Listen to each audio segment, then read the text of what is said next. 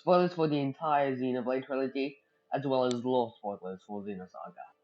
Content warning, this entire video is about people taking a non-binary character and saying that they're not non-binary, so if you don't like that, same! That's why I made this video!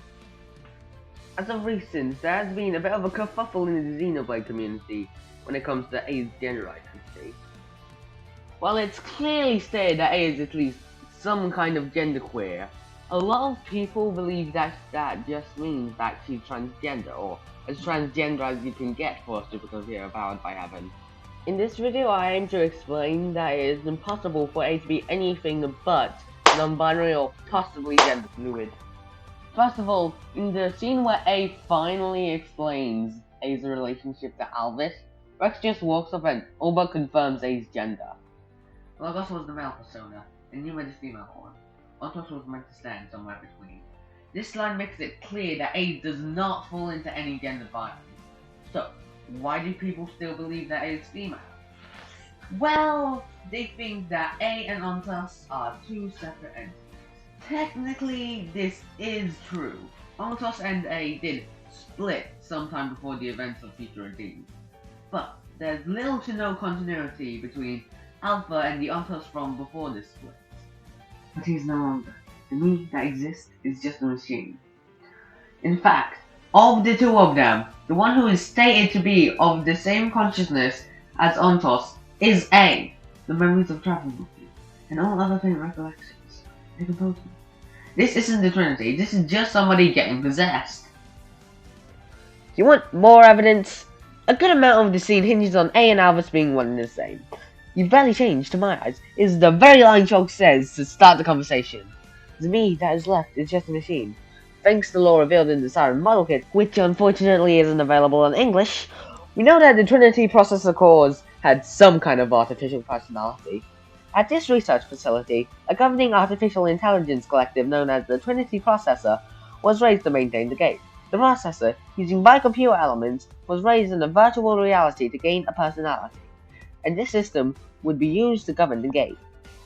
Even the framing of the scene points towards A and Ontos being the same. Think about it. Shulk asks A a question about A's gender identity, so Rex walks up and starts talking about a different person.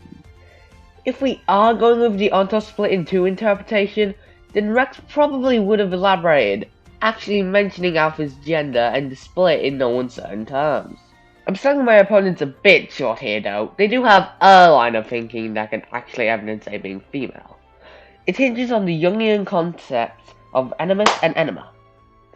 Okay, let's actually see what animus and anima mean in Jungian psychology.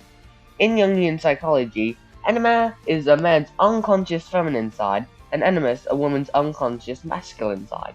Now, unless we're working on 1970s gender politics, then it's possible for someone to be feminine, but not female themselves.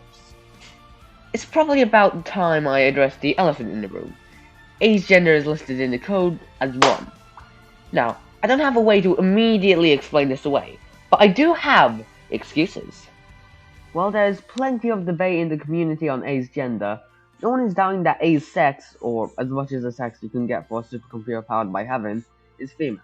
On top of that, A is very femme-presenting, and if you are in any way educated on non-binary people, then you know that these are different things, both independent to someone's gender identity.